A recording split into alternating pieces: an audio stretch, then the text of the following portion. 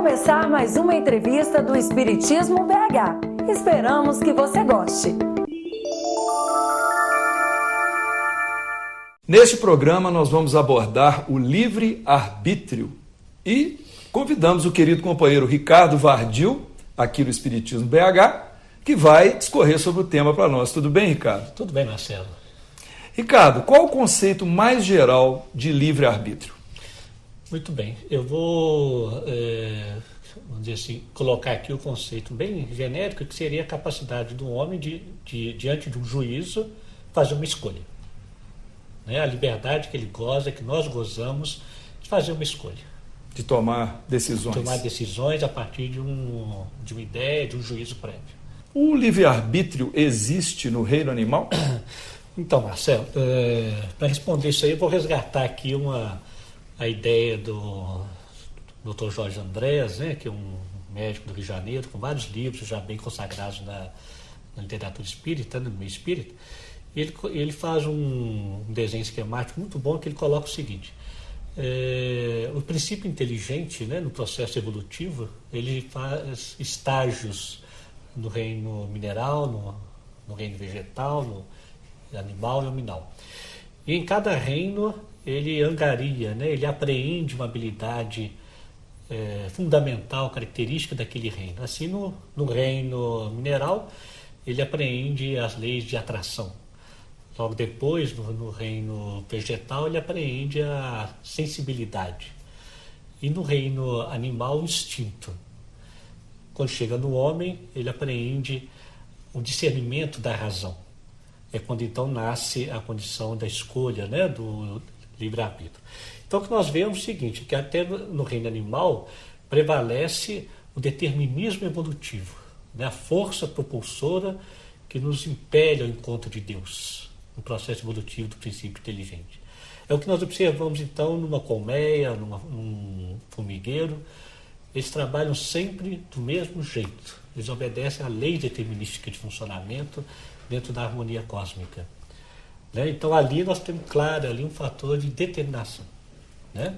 Ou seja, se você deixar um gado num pasto por centenas de anos ali sob condições ideais, lá no final desse tempo eles vão estar exatamente do mesmo jeito. Vai fazer a mesma coisa, que é o aspecto bonito, né, que o próprio filósofo Rousseau ele falava, né, que o homem tem a perfectibilidade, ou seja, essa capacidade de ir aperfeiçoando sempre. O que não acontece nos reinos, nos outros reinos anteriores ao nominal. Né? Ok, não acontece. Né? O que não isenta o homem de um determinismo parcial, né? Que é o do progresso, a lei do progresso, de caminhar sempre para frente em busca do seu processo evolutivo. E a gente pode afirmar, então, que livre-arbítrio é uma conquista evolutiva do ser humano? Com certeza, né? Eu diria o seguinte, tem uma passagem do Evangelho, na carta de Paulo aos Gálatas, muito bonito, que fala assim, que o Senhor veio nos libertar da condição da lei. Porque aquele que vive em função da lei não tem a graça de Deus. Eu achei muito bonito isso, porque é o seguinte, é a condição evolutiva, a aquisição da liberdade, porque Deus nos quer livres e não na condição de escravos. Né? Então a liberdade ela vai surgindo à medida que nós vamos ampliando a noção de conhecimento, né? À medida que nós vamos ampliando a nossa razão e a nossa razoabilidade de ser no mundo. Né? Ou seja, então, os fatores culturais que vão sendo agregados, né, pelo homem, a sua inteligência, isso tudo está contribuindo para ele aumentar o seu grau de livre-arbítrio. Isso. Ou seja, eu acho que à medida que o conhecimento vai chegando, né, os fatores de escolha se multiplicam, né? As possibilidades se ampliam, né? A capacidade de juízo diante daquele conhecimento se amplia. E o que fazer com isso? Né? Ou seja, o entendimento do livre-arbítrio naturalmente vai levando o ser humano aos poucos à pergunta: qual o significado da vida? Qual o sentido da vida? Até que ponto que eu sou realmente livre para uma escolha e as consequências dessa escolha dentro de um conceito universal, dentro de uma humanidade, de uma interação, que é o que eu acho que nós estamos chegando cada vez mais, né? Em que esse individualismo exacerbado que o mundo vive hoje, ele naturalmente esbarra na condição da liberdade, na condição do uso do livre-arbítrio, e o homem começa a se voltar para si mesmo e perguntar, né? E aí? Até onde eu posso e devo fazer escolha X ou Y? E as consequências disso? Então, se a gente for, por exemplo, comparar uma tribo de silvícolas com um homem que já está na civilização, numa cidade, essa primeira civilização, né, dos silvícolas, eles teriam, então, um grau de livre-arbítrio menor do que o homem civilizado, na sua explanação. Eu ficaria pensando se seria uma coisa quantificável, né? Porque considerando que aquele silvícola, na dimensão dele, ele já tem um conhecimento amplo na dimensão dele. Ele usa, então, da liberdade de escolha em função do seu conhecimento. É óbvio que se o conhecimento amplia e nós deixamos de ser o silvícola, não é isso? Aí amplia, mas na condição do silvícola ele já está ampliado. Eu penso assim, ele já está ampliado, na dimensão dele. Por isso é que não comporta nós julgarmos, ou seja, fazer um julgamento de quantificação, porque no silvícola já está pleno. Dentro das suas possibilidades. Dentro das suas possibilidades. Mas se for fazermos uma comparação, uma comparação com o homem civilizado, esse teria maiores possibilidades de optar do que o silvícola. Com certeza. A visão, o campo de visão da razão está muito mais ampliado. Muito mais ampliado, né? Das possibilidades, do conhecimento da vida, das leis que regem o universo, da natureza, está ampliado.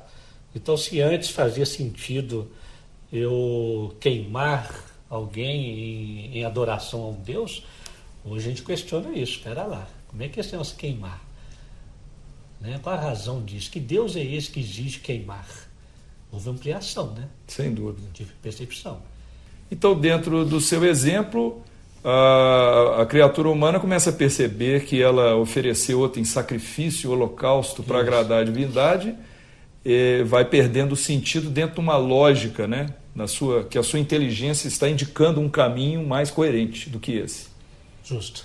Né? Ou seja,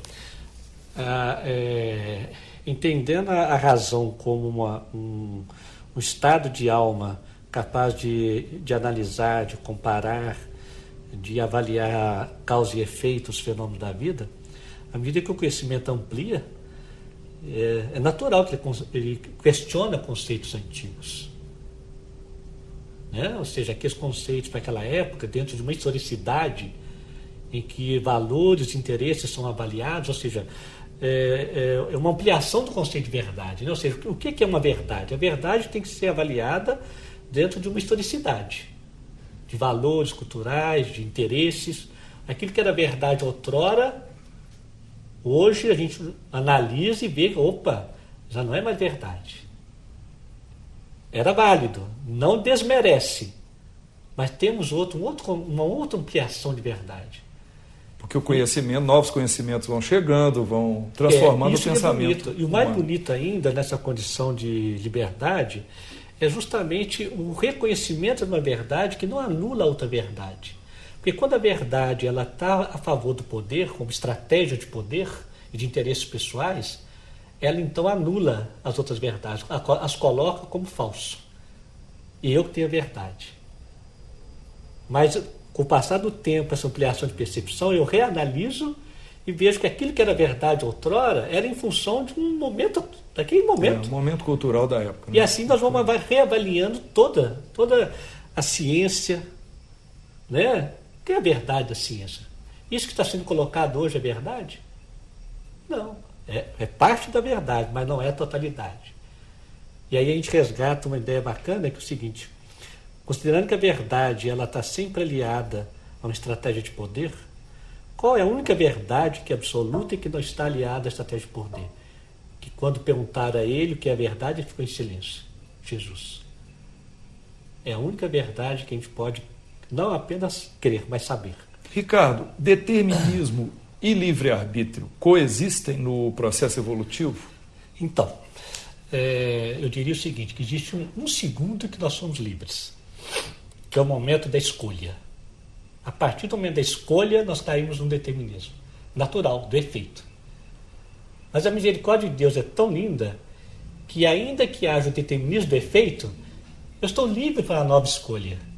Olha que coisa linda, né? Quer dizer, nós estamos sempre convidados à liberdade da escolha, mas sempre vai ter as consequências da escolha, é óbvio.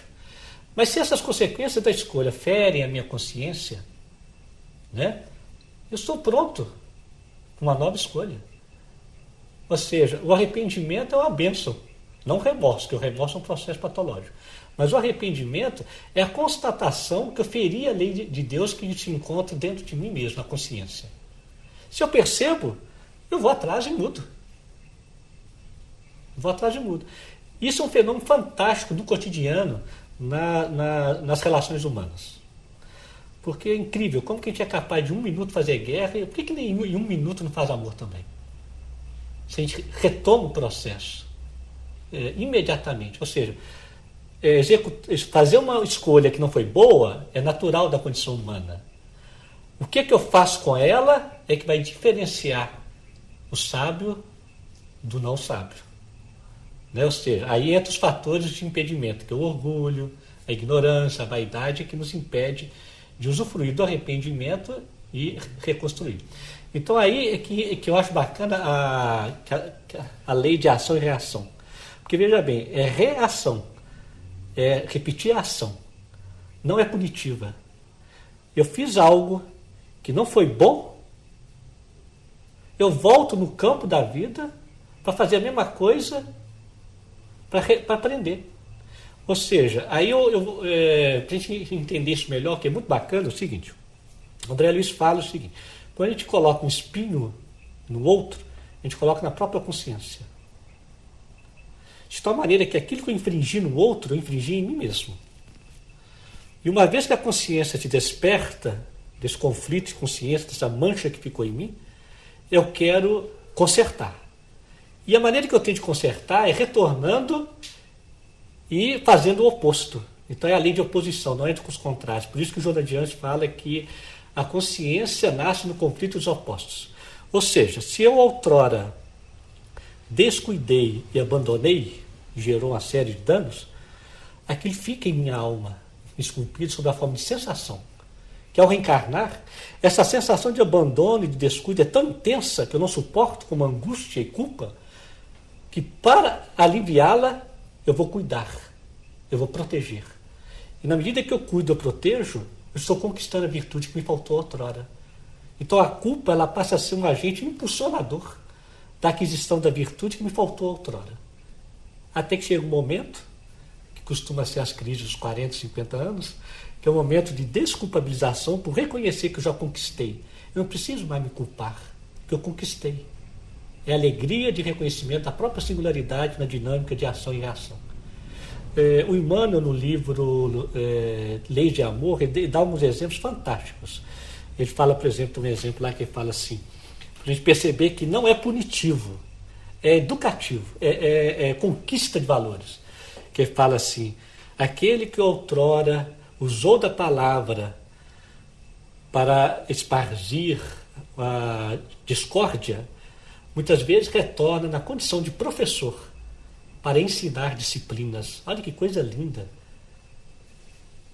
Aquele que outrora empunhou armas, usando do metal equivocadamente, retorna na construção, na condição de mecânicos, de artesãos da madeira e do metal. Quer dizer, o dom ele já tinha. Só estava canalizado de forma errada. Era só uma questão de direção. Deixa eu interagir com você um pouco, dizendo o seguinte, a gente vê aí uma nova oportunidade, não apenas uma reação da lei à causa que foi provocada anteriormente, né, que foi o desvio, mas nós notamos também um determinismo para uma próxima encarnação, ou seja, alguma coisa pré-determinada para uma nova experiência onde se faça uma reconstrução. Então, dentro dessa linha que você está expondo, Você diria que o determinismo é sempre alguma coisa passageira, temporária? Olha, eu diria o seguinte, aproveitando a palavra da Joana de Ângeles, nos livros da psicografia de Valdo Franco, que fala assim, que o maior determinismo do espírito é a felicidade.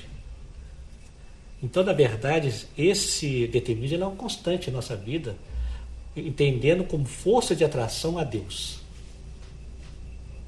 De maneira que todas as nossas ações vão estar sobre esse determinismo cósmico, vamos dizer assim. Essa força que nos faz ao encontro da vida, que nos faz ao encontro de Deus. É o mesmo determinismo, que eu diria, que está nas profundezas das exigências da alma. O que toda alma exige como condição elementar? Todo mundo quer a mesma coisa. Todo mundo quer a paz, a justiça, a beleza, a alegria, que são os princípios fundamentais da bem-aventurança e os princípios que Paulo coloca na carta aos Gálatas. Que aquele que age pelo Espírito não precisa da lei. Olha que coisa bonita. E agir pelo Espírito é agir com bondade, com justiça. Então todos nós queremos isso. Todos nós. Então esse é eu diria que é o maior determinismo profundo que existe. O equívoco é de direção. Eu resgato um conceito de André Luiz que eu acho fantástico. O que é o bem e o mal? O mal é querer o bem exclusivamente para si mesmo, mas é o bem. Então é uma questão de direção. Né? Ou seja, o nosso existir, na verdade, é um processo de direção, de alvo. Por isso que Paulo fala, esqueço tudo para trás e prossigo para o alvo. Olha que coisa linda. A nossa questão é de alvo. Onde que eu quero chegar? O que minha alma exige? Esse é o grande determinismo cósmico, divino, desse anseio que nós buscamos disso. Saímos fora disso, a lei age. Aquele que não sabe agir conforme o seu destino, que é existe a lei. A lei, então, que seria esse determinismo que sente na pele, né? Que às vezes é propagado como algo educativo, punitivo, pesado, na verdade é a lei tentando fazer a retomada da direção. Comente, por favor, a questão número 825 de O Livro dos Espíritos. Ok, vou pegar o livro. Então vamos lá. Pergunta 825. Haverá no mundo posições em que o homem possa jactar-se de gozar de absoluta liberdade? Não, porque todos precisais uns dos outros, assim os pequenos como os grandes. Então vejamos, não é possível que o homem exista sozinho. Não tem como. Né? Ou seja, nós necessitamos uns dos outros. Na medida que nós necessitamos uns dos outros, já esbarramos na condição da minha vontade e a vontade do outro. Até onde a minha vontade deve prevalecer ou não sobre a vontade do outro. Porque aí começa o conceito de injustiça. Né? Então, se não é possível viver só, nem mesmo aquele indivíduo lá que mora sozinho, ermitão, ele necessita de alguém. Ele não sobrevive sozinho, a não ser que ele tenha condições de arcar com todos os seus tudo aquilo que lhe é necessário. Então nós caímos aqui no conceito que uma coisa está ligada à outra, a liberdade e o necessário. Enquanto houver necessidade, não vai haver essa liberdade tão plena assim. Só vai haver liberdade total quando houver mais a necessidade de algo. Aí nós podemos filosofar um pouco nisso aí. Né? Em que sentido? A condição que não existe necessidade, eu volto a dizer que é aquela quando nós atendemos às solicitações profundas do Espírito. Ou seja, aquele que me provê em todas as necessidades é a verdade crística. Aquela é a necessidade mais profunda da alma. Ali eu sou livre. Ali eu sou livre. Na conjunção do cotidiano, que existe uma interdependência de fenômenos materiais, existe a necessidade, então logo não existe a liberdade plena 100%.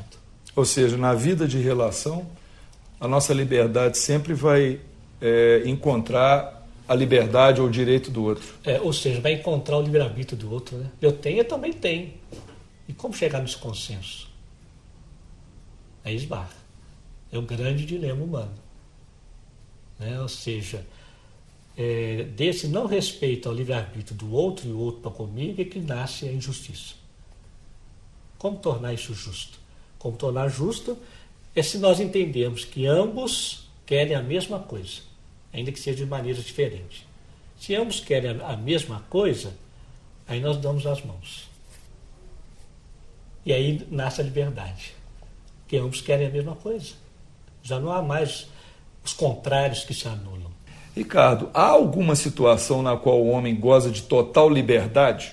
Então, vamos responder aqui a partir do que os espíritos falaram para Kardec, na pergunta 833, que ele responde exatamente isso, da seguinte maneira: no pensamento goza o homem de ilimitada liberdade, pois que não há como pôr-lhe peias. Pode-se lhe deter o voo, porém não aniquilá-lo. Ou seja, no pensamento nós temos a liberdade de fazer o que quiser com ele. É óbvio que se nós avaliarmos as outras obras subsidiárias da doutrina espírita, em que nos é colocado que o pensamento é uma força dinâmica, como diz Emmanuel no livro Pensamento e Vida, são impulsos eletromagnéticos capazes de plasmar algo, eu diria que nós somos livres no pensamento, como diz aqui, mas também somos responsáveis por ele também. Ou seja, pode também haver alguma consequência em cima dos nossos pensamentos. Eu interfiro, assim como os espíritos desencarnados, pelo pensamento interferem nos nossos, muito mais do que nós pensamos, como diz Kardec aqui, os espíritos influenciam nossas vidas muito mais do que pensais. Entre encarnados é o mesmo fenômeno.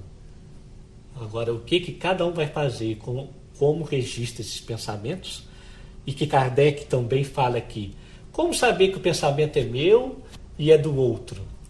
E os espíritos respondem, quanto mais conhecemos a nós mesmos, mais saberemos discernir o que é meu e o que é do outro. Como podemos, então, aumentar o nosso grau de livre-arbítrio? Marcelo, eu diria o seguinte: o poder de escolha, o poder de livre-arbítrio, ele permanece. No entanto, com a ampliação da consciência, a ampliação do conhecimento, a meu ver, nós vamos ampliando a responsabilidade diante da escolha. Porque o poder de escolha lá no seu Vícola e o nosso hoje, aquele momento que dura um segundo da escolha é o mesmo. Né? Entretanto, as consequências, a avaliação das consequências vai ampliando cada vez mais.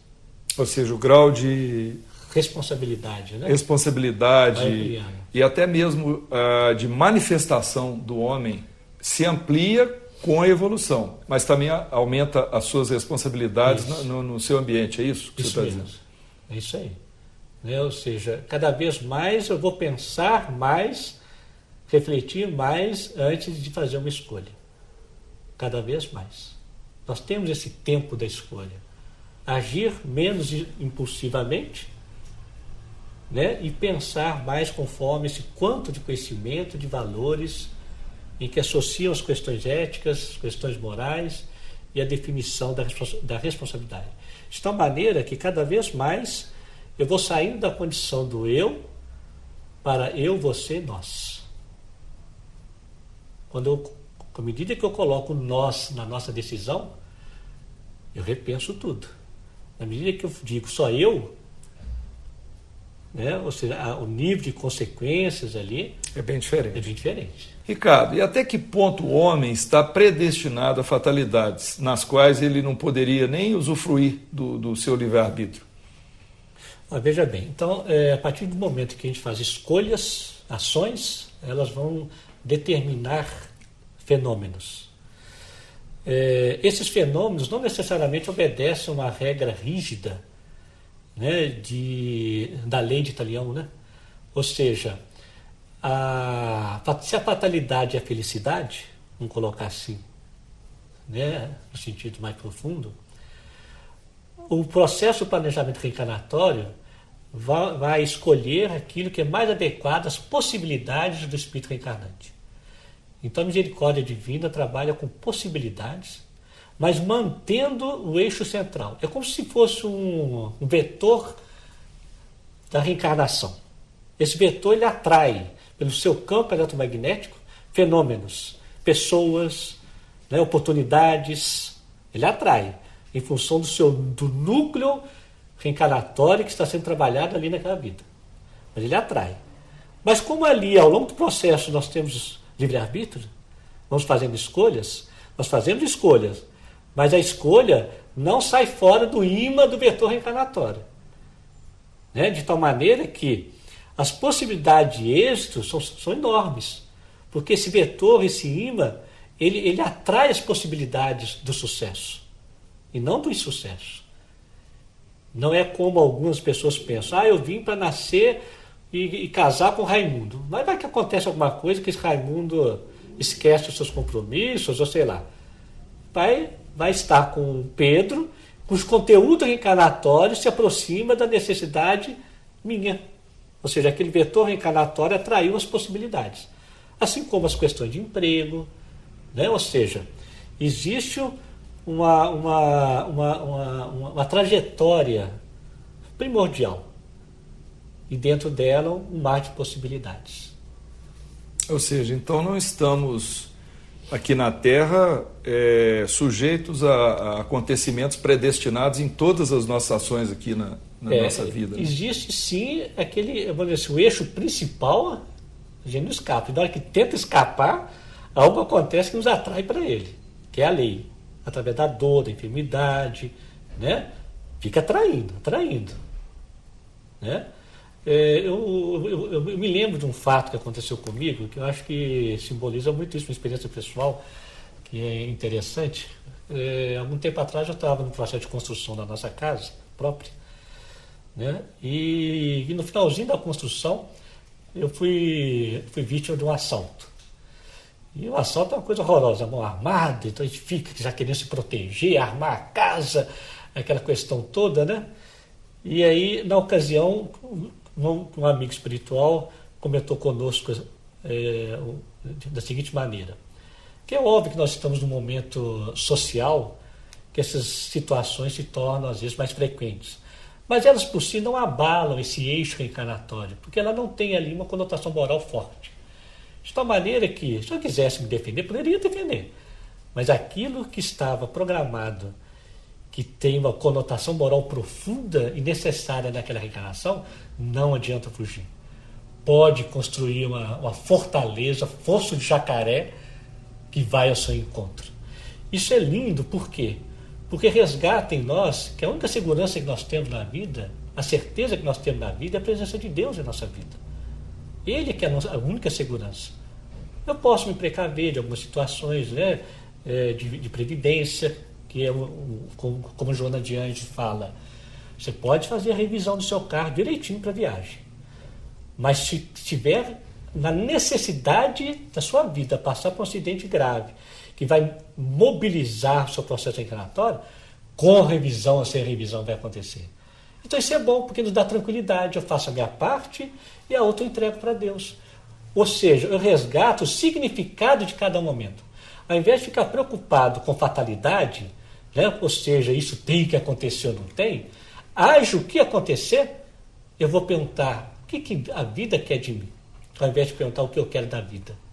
Que existe significado numa fatalidade de uma casa que é destruída numa tempestade, né, aquela coisa horrorosa, e mortes nessas catástrofes, existe a presença de Deus ali. Deus, quando tira algo, dá algo maior ainda. Então, compete a nós perguntar qual é o significado dessa fatalidade na minha vida. O que a vida quer de mim nesse momento? É o encontro com Deus e o encontro com a resposta no sentido daquilo para o qual eu reencarnei. Muito bem. Então, nós conversamos aqui com o Ricardo Vardil e agradecemos a sua participação, Ricardo. Obrigado pelo convite e louvo o uso dessa tecnologia no sentido de propagar o bem, né? Dizem os espíritos que o bem é tão silencioso, né? Essa é uma forma, né, muito louvável, muito bacana de estar espargindo aquilo que tem sido bom para nós, que pode ser bom para os outros. Ok. Obrigado. Então, o que achou desta entrevista? Dê a sua opinião acessando o Fale Conosco. Até breve!